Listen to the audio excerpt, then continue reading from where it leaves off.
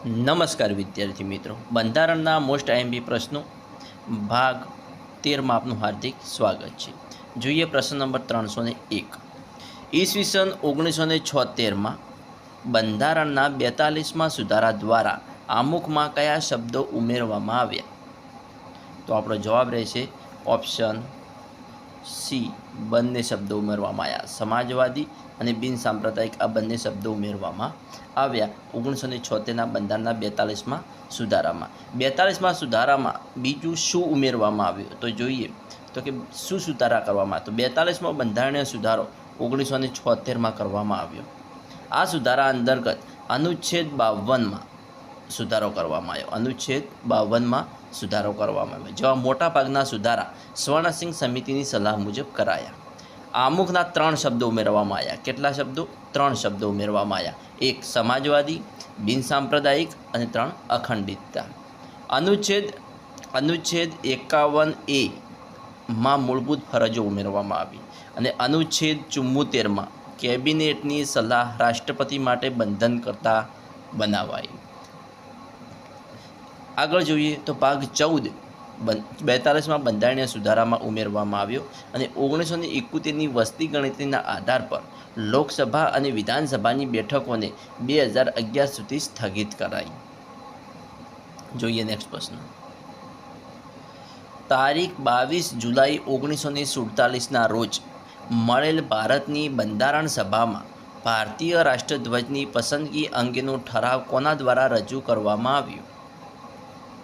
તો આપણો જવાબ રહેશે ઓપ્શન સી, જવાહરલાલ નહેરુ. તારીખ 22 જુલાઈ 1947ના રોજ મળેલ ભારતની બંધારણ સભામાં ભારતીય રાષ્ટ્રધ્વજની પસંદગી અંગેનો ઠરાવ કોના દ્વારા રજૂ કરવામાં આવ્યો?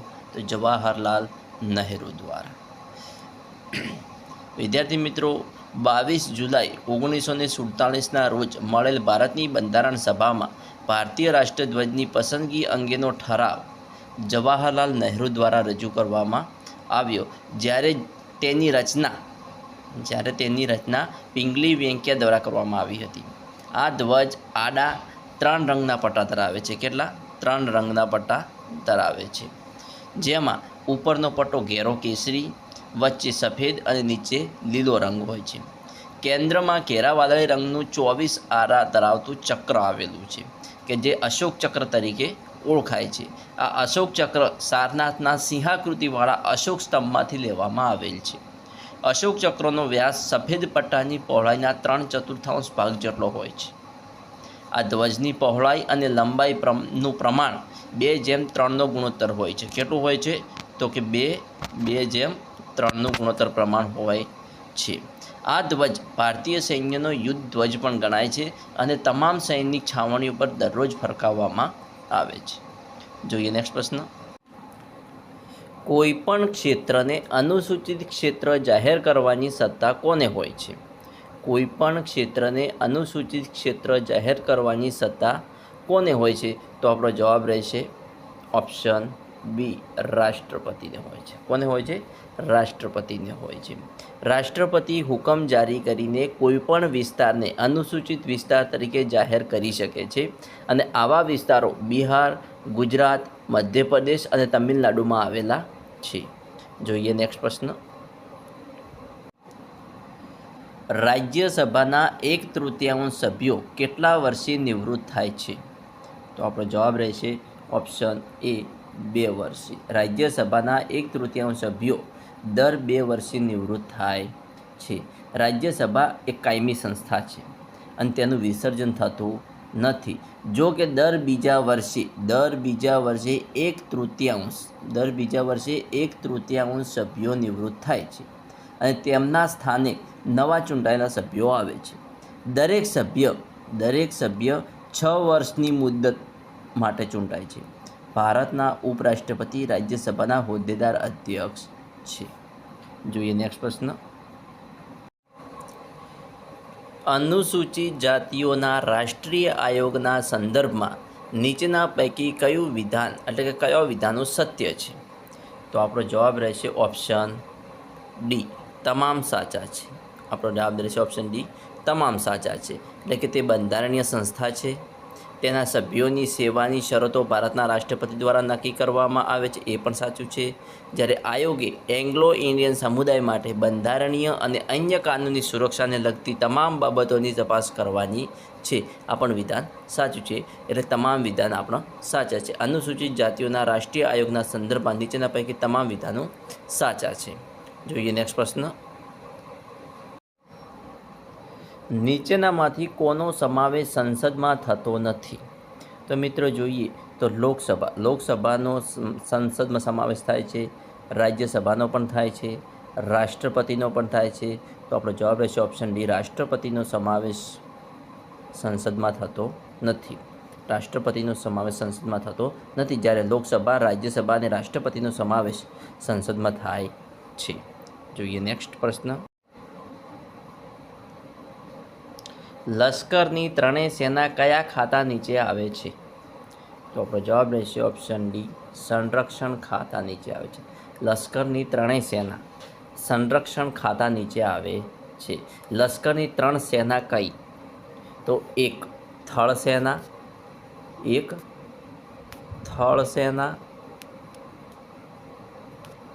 બીજી નૌકાદળ અને ત્રીજી છે વાયુદળ. થળ સેના જે પૃથ્વી પર લડે છે અને સામાન્ય રીતે ટેન્ક, બોમ્બ અને મિસાઇલનો ઉપયોગ કરે છે, કઈ? થળ સેના. જ્યારે નૌકાદળની વાત કરીએ તો જે સમુદ્રો, તળાવો અને નદીઓ પર લડે છે અને સામાન્ય રીતે સબમરીન, લડાકુ જહાજ અને જળ સંબંધી શસ્ત્રોનો ઉપયોગ કરે છે, નૌકાદળ. જ્યારે વાયુદળની વાત કરીએ તો વાયુદળ જે વિમાનો દ્વારા આકાશમાં લડે છે. જોઈએ નેક્સ્ટ પ્રશ્ન. જે વિષયોમાં સત્તાની વહેંચણી ન થઈ હોય તેનો સમાવેશ શામાં કરવામાં આવે છે? જે વિષયોમાં સત્તાની વહેંચણી ન થઈ હોય તેનો સમાવેશ શામાં કરવામાં આવે છે? તો આપણો જવાબ રહેશે ઓપ્શન ડી, શેષ સત્તામાં. જે વિષયોમાં સત્તાની વહેંચણી ન થઈ હોય તેનો સમાવેશ શેષ સત્તામાં કરવામાં આવે છે. શેષ સત્તા એટલે ભવિષ્યમાં કોઈ એવી બાબત ઉદ્ભવે જે વિશે ધારા કાઢવાની અને તેમનો અમલ કરવાની સત્તાઓને શેષ સત્તા કહેવામાં આવે છે. જોઈએ નેક્સ્ટ પ્રશ્ન. રાઇટ ટુ એજ્યુકેશન કાયદા મુજબ સરકારી તેમજ ખાનગી શાળામાં ગરીબ વિદ્યાર્થીઓ માટે ખાલી જગ્યા સીટો અનામત રાખવામાં આવે છે. તો આપણો જવાબ રહેશે ઓપ્શન સી, 25% સીટો અનામત રાખવામાં આવે છે. રાઇટ ટુ એજ્યુકેશન કાયદા મુજબ સરકારી તેમજ ખાનગી શાળામાં ગરીબ વિદ્યાર્થીઓ માટે 25% સીટો અનામત રાખવામાં આવે છે. આ બિલનો પહેલો ડ્રાફ્ટ 2005માં તૈયાર કરવામાં આવ્યો હતો. ખાનગી શાળાઓમાં 25% બેઠકો ગરીબ બાળકો માટે અલગ રાખવાને કારણે તેમાં ઘણો વિવાદ થયો હતો.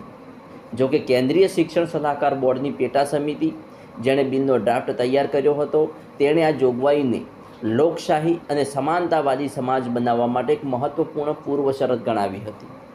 ખરેખર ભારતીય કાયદા પંચે શરૂઆતમાં ખાનગી શાળામાં ગરીબ વિદ્યાર્થીઓ માટે 50% અનામતનો પ્રસ્તાવ મૂક્યો હતો. પણ હાલ રાઇટ ટુ એજ્યુકેશન કાયદા મુજબ સરકારી તેમજ ખાનગી શાળામાં ગરીબ વિદ્યાર્થી માટે 25% સીટો અનામત રાખવામાં આવે છે. જોઈએ નેક્સ્ટ પ્રશ્ન. રાજ્યના બંધારણીય અને ઔપચારિક વડા કોણ છે? તો આપણો જવાબ રહેશે ઓપ્શન બી, રાજ્યપાલ. રાજ્યના બંધારણીય અને ઔપચારિક વડા કોણ છે? તો રાજ્યપાલ છે. રાજ્યપાલ એક બંધારણીય હોદ્દો છે જેમાં રાજ્ય તેમજ કેન્દ્રશાસિત પ્રદેશોના પ્રથમ નાગરિક પણ હોય છે.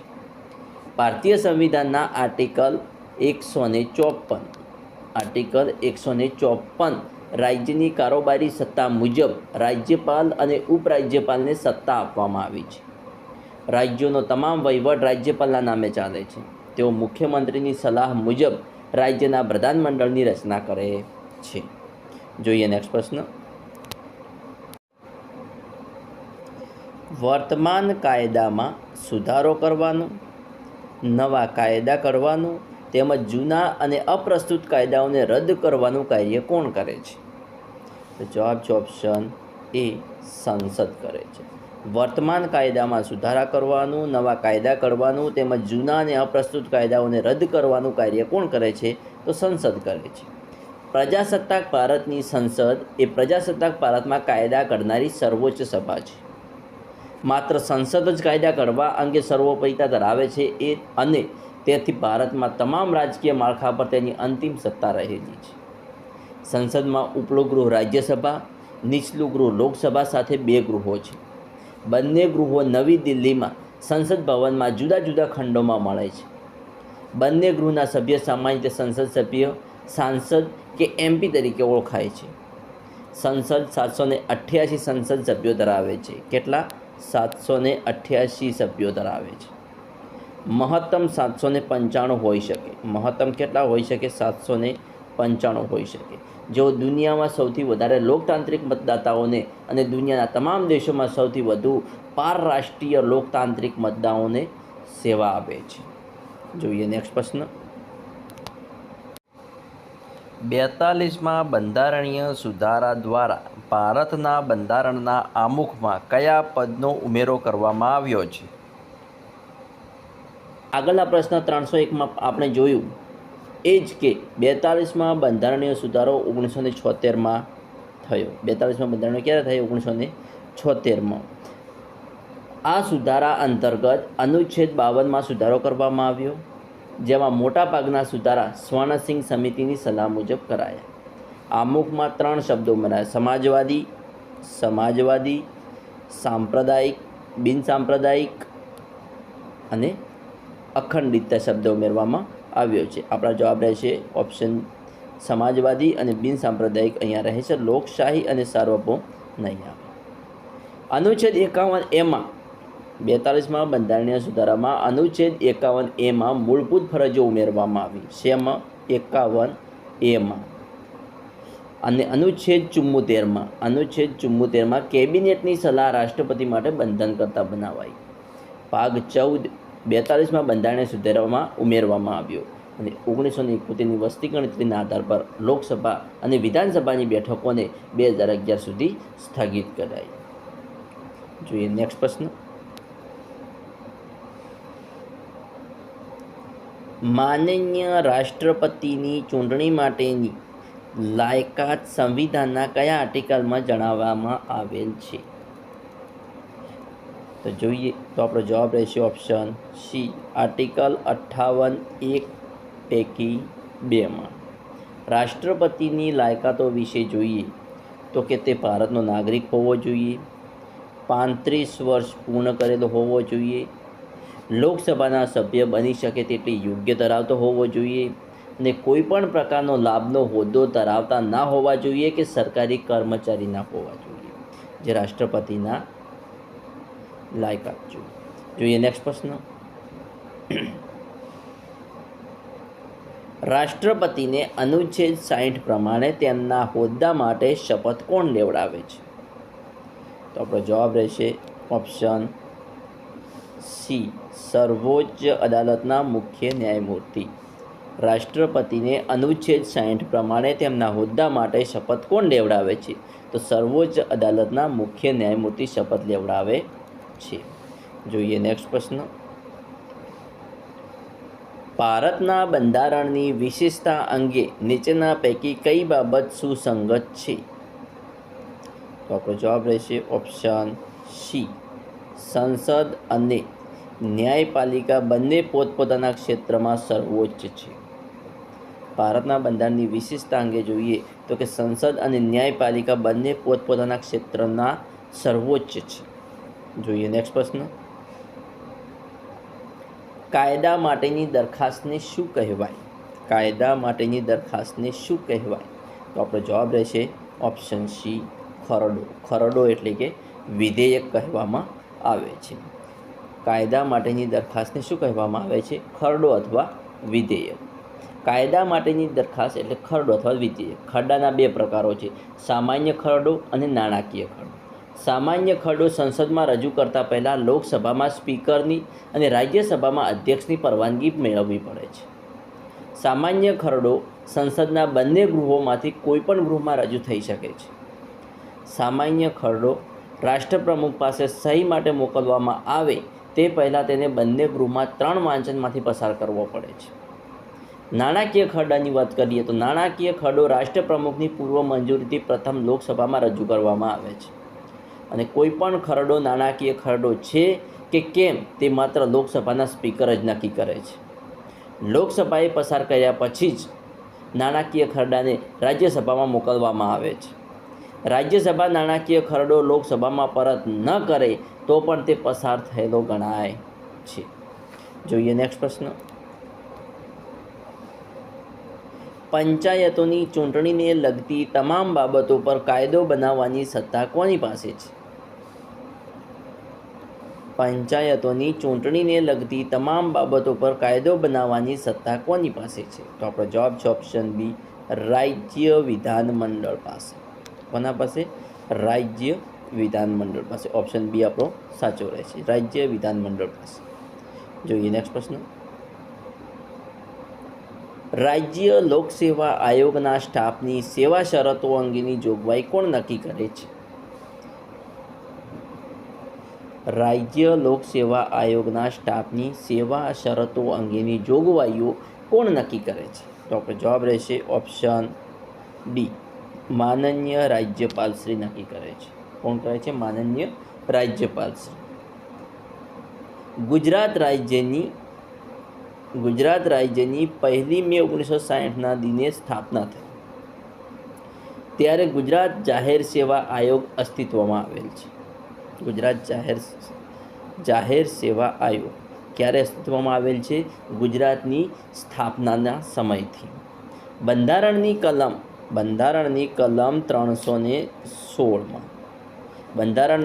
316 હેઠળ આયોગના અધ્યક્ષ અને સભ્યોની નિમણૂક રાજ્યપાલ દ્વારા કરવામાં આવે છે. જો કે તેમાં એવી જોગવાઈ છે કે આયોગના સભ્યોમાંથી લગભગ અડધા જેટલા સભ્યો ભારત સરકાર કે રાજ્ય સરકાર હેઠળ 10 વર્ષ સુધી હોદ્દો સંભાળ્યો હોય તેવા હશે. હાલમાં તેની સંખ્યા 5 સભ્યોની છે. તેમના પગાર, પેન્શન અને સેવાની અન્ય શરતો સરકારના અધિનિયમ પ્રમાણે હોય છે. તેમના હોદ્દાની મુદત 6 વર્ષની કે સભ્ય 62 વર્ષની ઉંમર પ્રાપ્ત કરે ત્યાં સુધીની હોય છે.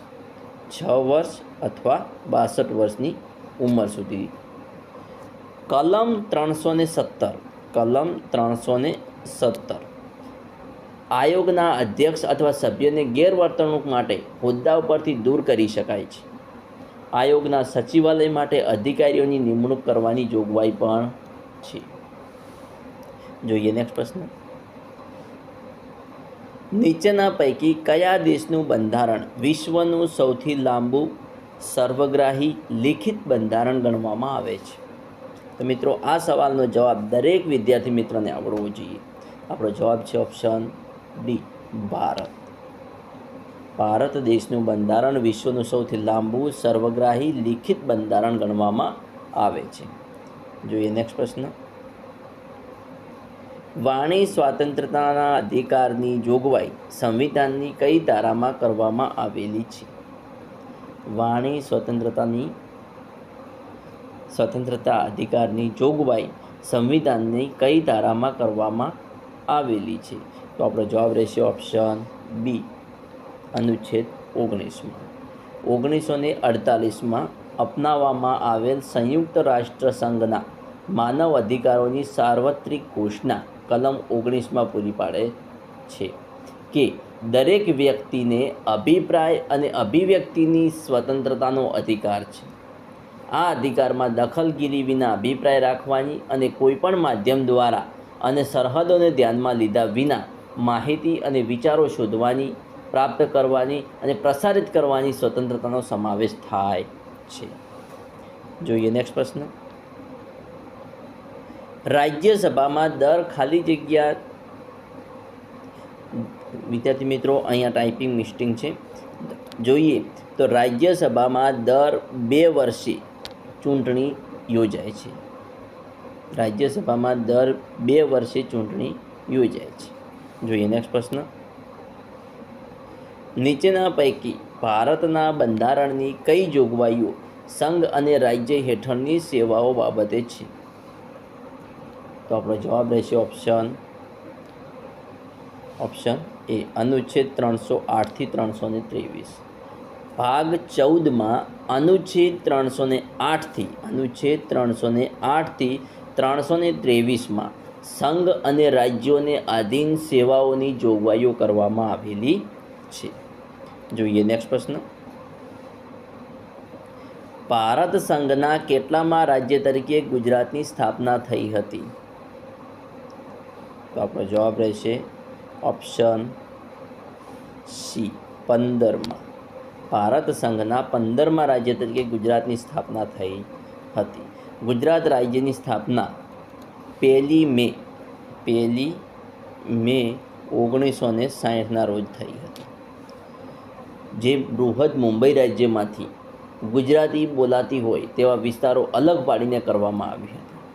આ રાજ્ય સિંધુ ખીણ સંસ્કૃતિના પુરાતન અવશેષની પ્રમુખ જગ્યાઓ ધરાવે છે, જેમ કે લોથલ અને ધોળાવીરા. લોથલ વિશ્વનું સૌપ્રથમ બંદર હતું એવું માનવામાં આવે છે. ગુજરાતે ભારતને તેની સ્વતંત્ર ચળવળના 2 મોટા નેતાઓની ભેટ આપી છે. કેટલા નેતા? 2 મોટા નેતાઓની ભેટ આપી છે, મહાત્મા ગાંધી અને સરદાર વલ્લભભાઈ પટેલ. ગુજરાતે વિશ્વના 2 દેશોને રાષ્ટ્રપિતા આપ્યા છે, ભારતને મહાત્મા ગાંધી અને પાકિસ્તાનને મોહમ્મદ અલી જીના. આ ઉપરાંત ગુજરાતે ભારતને મોરારજી દેસાઈ જેવા સિદ્ધાંતવાદી અને રાષ્ટ્રપ્રેમી વડાપ્રધાન પણ આપ્યા છે. સરદાર વલ્લભભાઈ પટેલ ભારતના પ્રથમ ગૃહમંત્રી અને ઉપમુખ્યમંત્રી પણ હતા, કે જેમણે 600 કરતાં પણ વધારે રજવાડાઓને એકઠા કરીને બૃહદ ભારતની રચના કરી હતી. વિદ્યાર્થી મિત્રો, આવા અવનવા પ્રશ્નો જોવા મારી ચેનલને સબસ્ક્રાઈબ કરવાનું અને તમારા મિત્રો સાથે લિંક શેર કરવાનું ના ભૂલતા. Thanks for watching my video.